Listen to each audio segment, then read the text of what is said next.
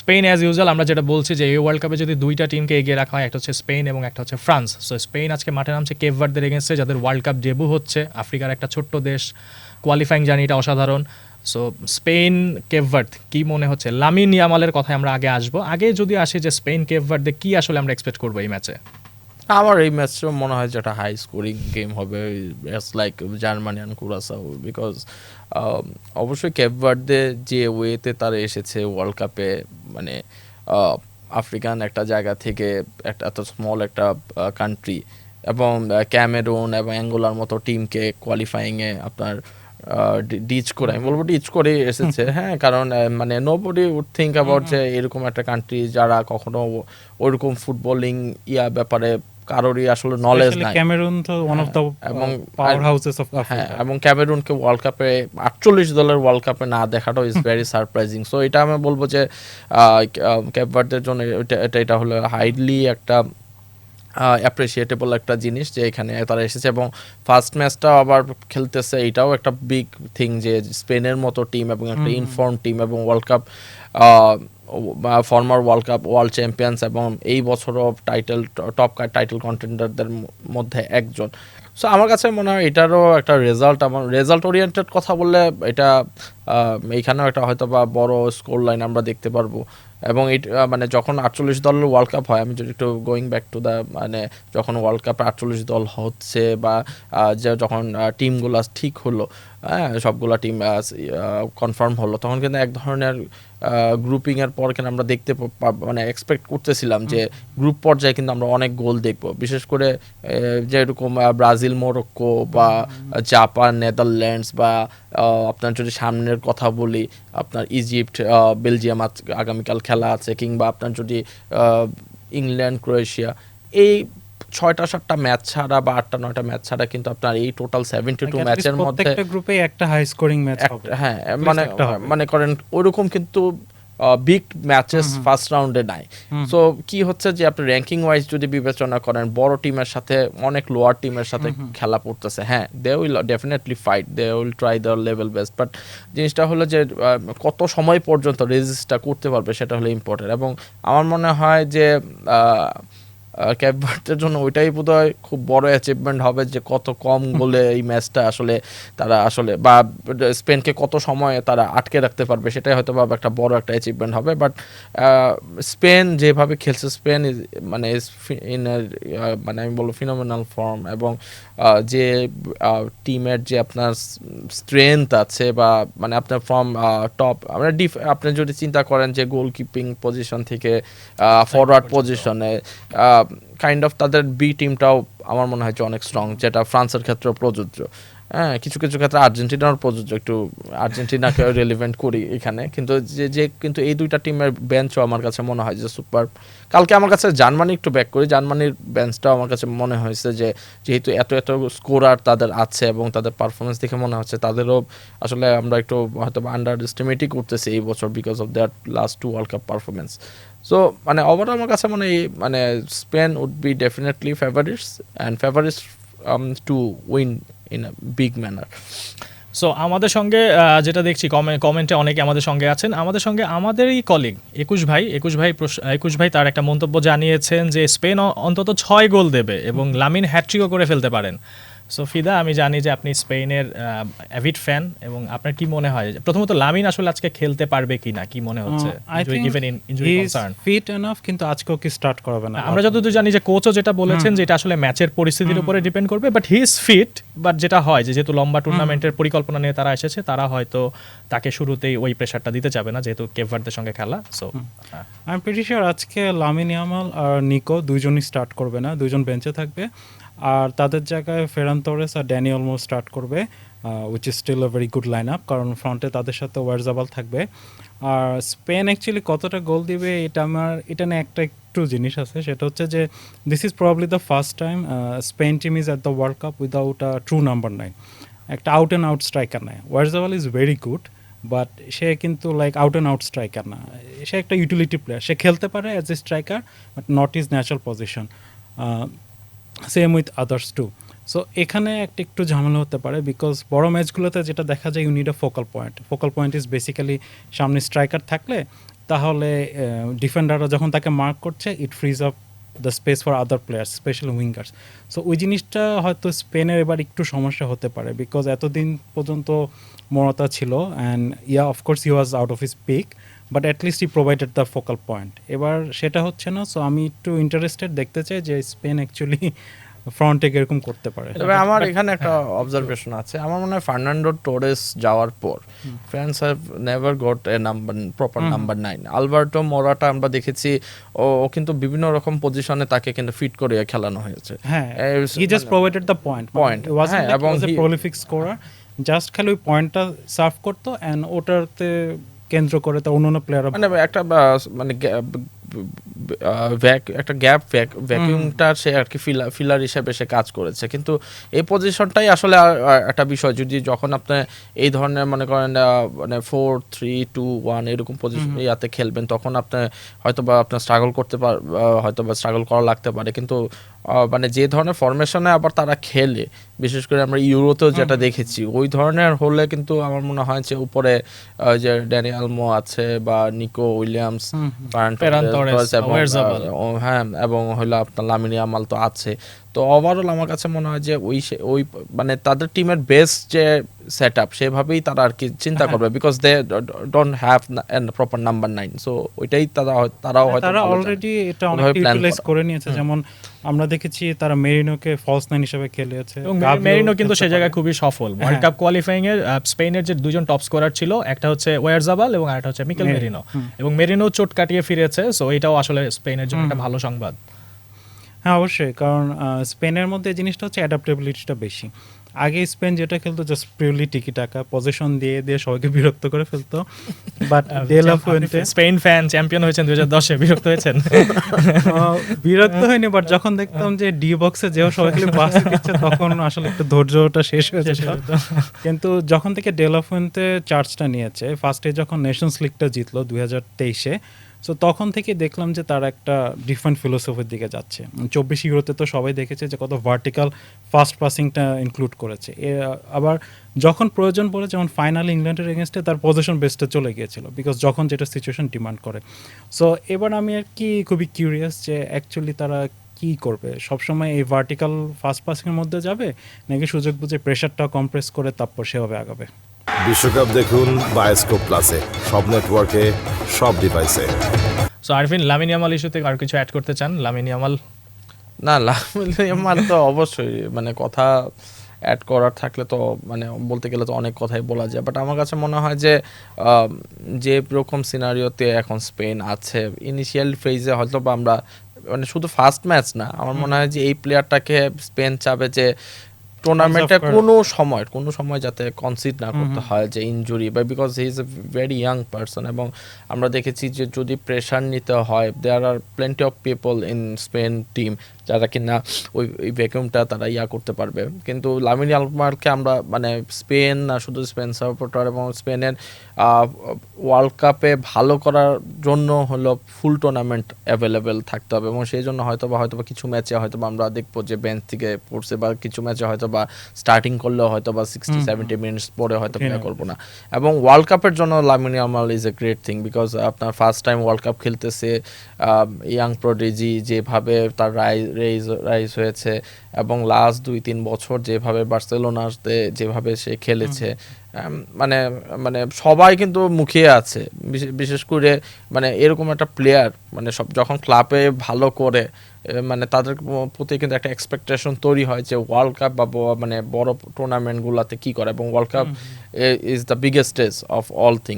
তো আমার কাছে মনে হয় যে লামিন নিজেও চাবে, লামিন ইয়ামাল নিজেও চাবে যে এই টুর্নামেন্টটা স্মরণীয় করে রাখতে, অ্যাজ লাইক কিলিয়ান এমবাপে, যেখানে 2018-তে ফার্স্ট ওয়ার্ল্ড কাপ খেলতে এসে শিরোপা জিতেছিল, এবং শিরোপা জিতার পিছনে হ্যাঁ মানে বিশাল একটা অবদান রেখেছিল। আমি ওই ম্যাচটার কথা বলবো যে আর্জেন্টিনার সাথে ম্যাচটা, দুইটা এক্সিলেন্ট গোল করেছে, ফাইনালে গোল করেছে, এবং পরের ফাইনালেও হ্যাট্রিক করেছে। তো উই অলসো এক্সপেক্ট হয়তো বা লামিন ইয়ামাল এত গোল দিবে না, আমার কাছে মনে হয় না লামিন ইয়ামাল এত গোল করবে, কিন্তু স্টিল মানে যে ইম্প্যাক্টটা সে রাখবে এটা আসলে স্পেনের ফরেই যাবে, এবং স্পেন হয়তো বা এটাই হয়তো বা যাবে যে মানে যেহেতু একটা লম্বা টুর্নামেন্ট, একটা ম্যাচও মানে ফাইনাল পর্যন্ত একটা টিম খেলতে গেলে 8টা ম্যাচ খেলতে হবে, তো সে চাবে যে প্রত্যেকটা ম্যাচেই যাতে লামিন ইয়ামাল সুস্থ থাকে এবং অ্যাভেলেবেল থাকে।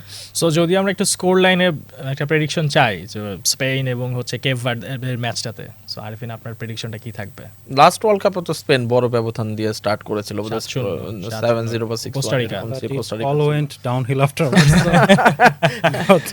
আমার মনে হয় এবারেও এরকম বলতে মানে 5-0 6-0 এরকম ম্যাচটা হয়তো পারে। ফিদা? আচ্ছা, আমি একটু কনজারভেটিভ থাকতে চাই, বিকজ আমার একটা কনসার্ন হচ্ছে কেপ ভার্ডে হয়তো খুবই like they will park the bus, তো যত পারে তাদের হাফে কুরাসাও থেকে তারা শিক্ষা নেবে এরকম বলতে? অবভিয়াসলি, বিকজ তারা চাবে যে তাদের জন্য তো মানে যত তারা স্পেনকে ফ্রাস্ট্রেট করতে পারে, একটা ড্র তাদের জন্য জিতার সমান হবে, তো যত তারা ফ্রাস্ট্রেট করতে পারবে। অ্যান্ড লাইক স্পেন যদি ধরলাম লাস্টের 15-20 মিনিটে গোল করতে না পারে, হয়তো একটু প্যানিক করতে পারে। যেমন এটা আমি দেখেছিলাম গতবারের ইউরোতে, যখন নামটা মনে পড়ছে না, সেকেন্ড রাউন্ডে যখন খেলা শুরু হলো, ফার্স্টে ওই টিমটা গোল করে দিল, তো এরপরে স্পেন ওয়াজ প্যানিকিং 30 মিনিটে যে গোল করার পরে they are like put past 5 past them. So স্পেনে এটা একটা সমস্যা হতে সম্ভবত পারে। জর্জিয়ার কথা বলছেন। হ্যাঁ, জর্জিয়ার কথা, ইয়েস। সো যেটা হতে পারে যে আউটসে 3-0, যদি কেপে ভার্ডে খুবই বাসটা পার্ক করে রাখতে পারে তাহলে। সো এরপরে রাতে যে আরো পরবর্তী যে 3টা ম্যাচ আছে আমরা জানি হচ্ছে বেলজিয়াম ভার্সেস ইজিপ্ট, সৌদি আরব ভার্সেস উরুগুয়ে এবং Iran versus New Zealand.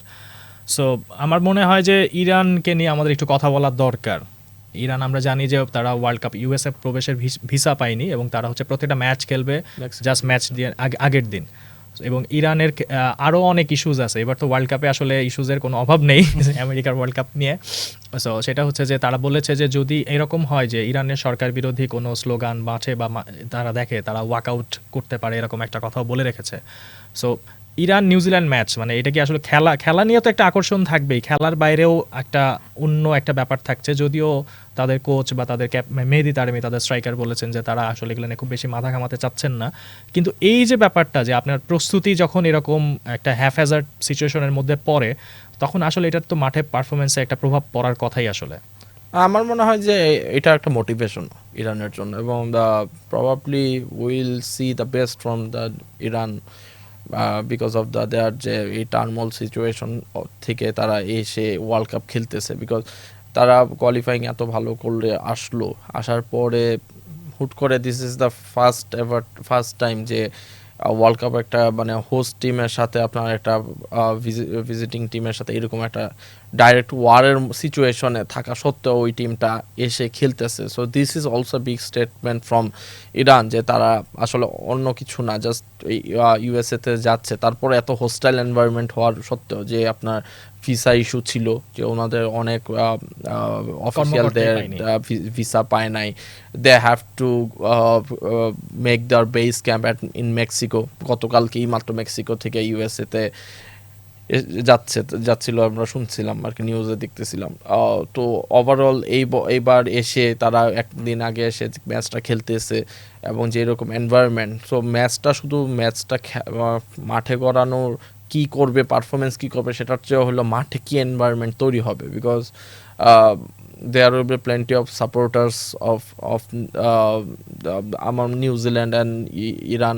I hope যে ইরানের কোনো সাপোর্ট আসলে থাকবে, বাট ইউএস বেস যারা থাকে তারা তো আসবে, হ্যাঁ ডায়াসপোরা যারা তারা তো অবশ্যই আসবে, বাট আমি জানি না যে আসলে ইরান থেকে সরাসরি কতজন আসলে ভিসা পেয়েছে বা কিভাবে তারা আসতে পারবে, কিন্তু তারপরও পলিটিক্যাল যে ল্যান্ডস্কেপে যে এরকম এনভায়রনমেন্ট তৈরি হয়েছে এই ম্যাচটা নিয়ে একটা আসলে একটা বড় একটা মানুষের একটা নজর থাকবে এই ম্যাচটা, যে আসলে মাঠের বাইরে গ্যালারিতে সর্বোপরি এই ম্যাচটার সময় কি ঘটে, হ্যাঁ মানে কি ধরনের প্লেয়াররা কী রকম মোটিভেশন নিয়ে খেলতে নামে, সেটাও একটা দেখার বিষয় হবে। এবং ওভারঅল রেজাল্টটা আমার কাছে মনে হয় যে রেজাল্টটা ইরান মাঠে খেলতে নামলেও এক ধরনের ইরানের জয়, যে তারা ইউএসএতে এসেই খেলতেছে, এটাও একটা তাদের পক্ষ থেকে একটা স্টেটমেন্ট। প্লাস তারাও অবশ্য এই জিনিসটা তারা ব্যাক অফ দ্য মাইন্ড থাকবে যে মানে তারা মাঠে এসে খেলে এবং ম্যাচটা অবশ্যই নিউজিল্যান্ডের সাথে জিতে মানে একটা বড় রকমের আরও স্টেটমেন্ট তারা আর কি ওয়ার্ল্ডে দিতে চাবে, এবং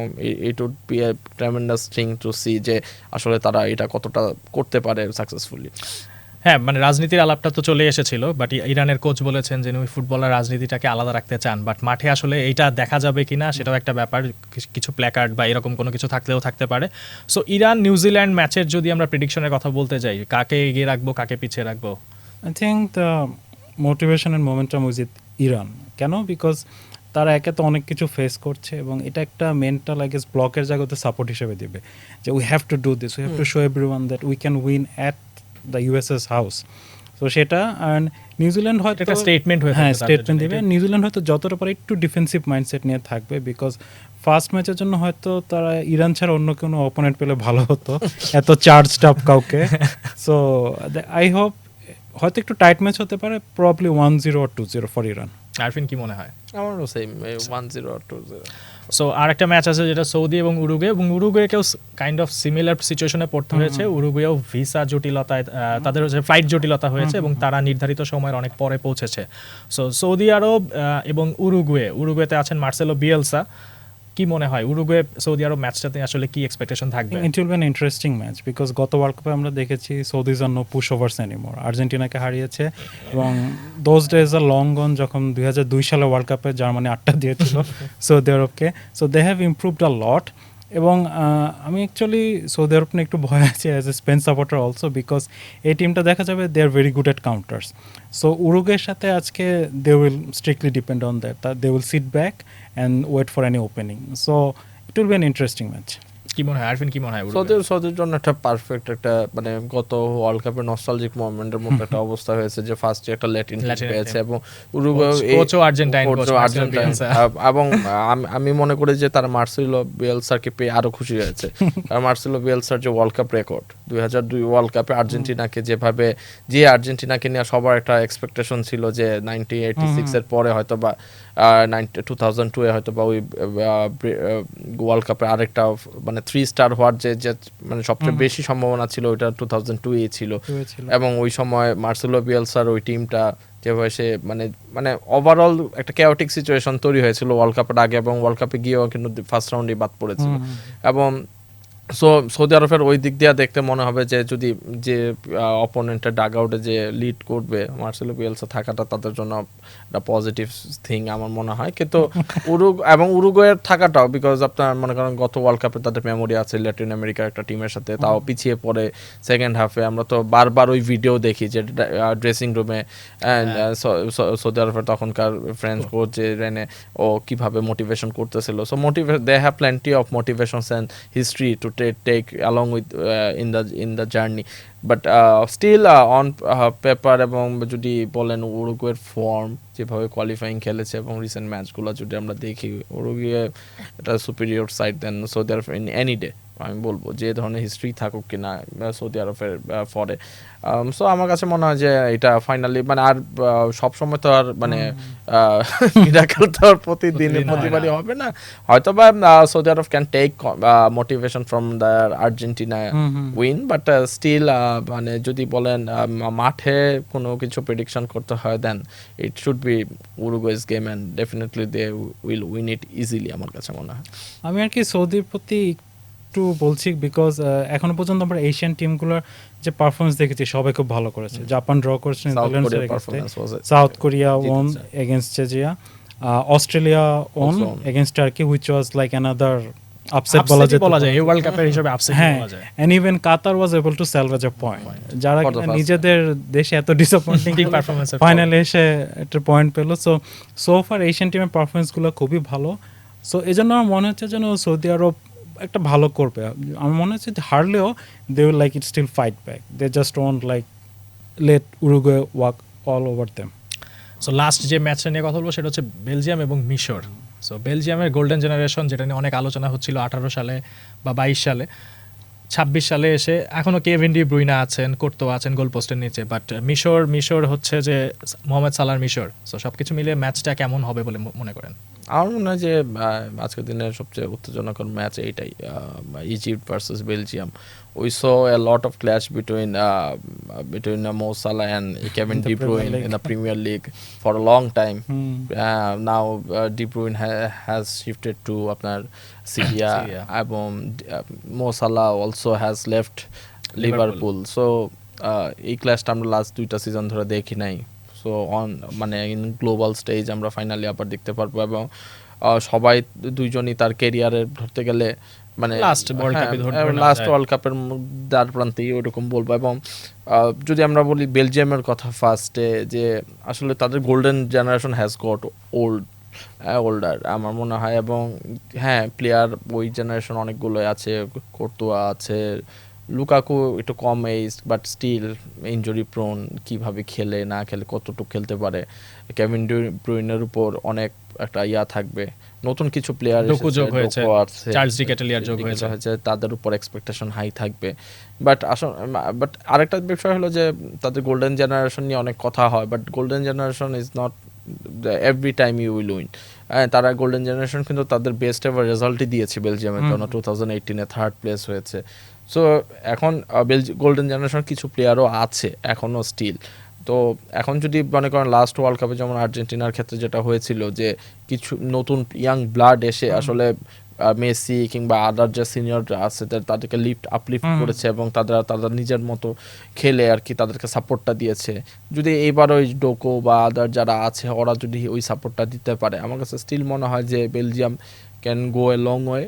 প্রবাবলি মানে কোয়ার্টার তো মানে যাওয়ার তাদের সুযোগ আছেই, কিন্তু এরপরে যেতে হলে যে পুশটা দরকার আছে সেটা আর কি ইয়ং জেনারেশন তাদের কি করে সেটা দেখার বিষয় আছে। আর ইজিপ্ট 8টা বছর বা ওটা সময়ের পরে ওয়ার্ল্ড কাপে আবার ব্যাক করেছে। মানে লাস্ট 2 ওয়ার্ল্ড কাপে মো সালাহ ছিল না, it's been disappointing for Mo Salah fans. So তারাও চাবে মো সালাহর একদম পিক টাইমে আমরা মো সালাহকে পায় নাই, এটা একটা আনফরচুনেট। এবং ইজিপ্টের কথা বলতে গেলে আমার কাছে একটু অবাকই লাগে যে তারা আফ্রিকান কাপ অফ নেশনস এত স্ট্রং টিম, এত ভালো করে, হ্যাঁ, বাট কোয়ালিফাইং এ গেলে ওদের কেমন জানি কি জানি হয়ে যায়। হ্যাঁ, যেমন এটা এক্সাম্পল হলো যে তারা কিন্তু ওয়ার্ল্ড কাপে এত রেগুলার না, হ্যাঁ, কিন্তু আফ্রিকান কাপ অফ নেশন সবচেয়ে বেশি জিতা টিম। তো এইটা একটা বিষয় আছে। সো অবশ্যই একটা বিফিটিং ম্যানারে মো সালাহ চাবে যে ওয়ার্ল্ড কাপ জার্নিটা শেষ হোক, এবং সেটার জন্য আসলে Belgium is a big ask. আমি বলবো যে প্রথম ম্যাচে বেলজিয়ামকে পাওয়া ইজ এ বিগ থিং। হয়তোবা গ্রুপ স্টেজ হয়তোবা তারা পার করে ফেলবে যেভাবেই হোক, যেহেতু 3টা টপ মানে 8টা টপ 3 টিম মানে যাবে আর কি গ্রুপের। তো সেখানে আপনার মনে হয় ইজিপ্টও যাবে। বাট এই ম্যাচটা আসলে আমার মনে হয় যে এই জন্য ইম্পর্ট্যান্ট সবার কাছে, যে আসলে ইট উইল বি মানে একটা টোন সেট করে দিবে আসলে, আর বোঝা যাবে যে আসলে দুইটা টিমের আসলে মানে খেলার ধরন বা সবকিছু মিলে কি ধরনের প্রিপারেশন নিয়েছে এবং এক্সিকিউশন। এবং but finally it will be Kevin De Bruyne versus Mo Salah game আমার মনে হয় ultimately. For me the player to watch will be Doku, কারণ সে আর কি দেখলাম যে রিসেন্ট টাইমে অনেক ভালো করছে। যেমন ফার্স্টে সে যখন ম্যানচেস্টার সিটি রাইট যখন আসলো, like we'd still talk about just খালি দৌড়ে যেত, পেস আছে, বাট ডি বক্সে যে জানতো না কি করে। বাট মানে ফিনিশিং এন্ড প্রোডাক্ট যেটা থাকে, এন্ড প্রোডাক্টটা ছিল না। বাট আমার কাছে মনে হচ্ছে যে লাস্ট সিজনে আমরা এটা দেখতে পেয়েছি, বিগ ম্যাচও গোল করেছে। So I think Doku will make the difference today more than Mo Salah or Kevin De Bruyne. So যদি এই ম্যাচের একটা স্কোর লাইন মানে শেষ করার আগে এই ম্যাচের স্কোর লাইন যদি আমরা জানতে চাই, কি মনে হয় কি হতে পারে এই ম্যাচটাতে? 1-1 বা 2-2। Okay, so that will be 2-0 for Belgium. মানে 2-2 যদি মিশরের জন্য হয়, আমার মনে হয় যে এটা মিশরের জন্য মানে খুবই ভালো রেজাল্ট হবে আর কি, খুবই ভালো রেজাল্ট হবে। বিশ্বকাপ দেখুন বায়োস্কোপ প্লাসে, সব নেটওয়ার্কে, সব ডিভাইসে।